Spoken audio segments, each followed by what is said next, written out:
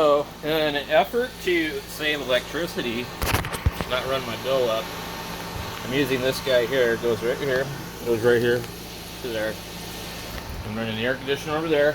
I'm running another air conditioner in the house. This draws quite a bit of power.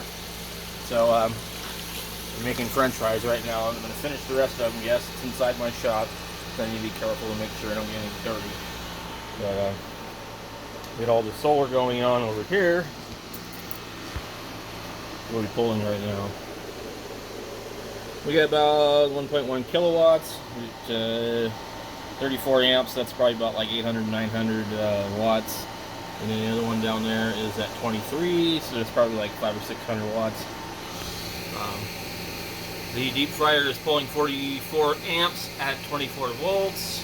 So yeah, so pretty cool.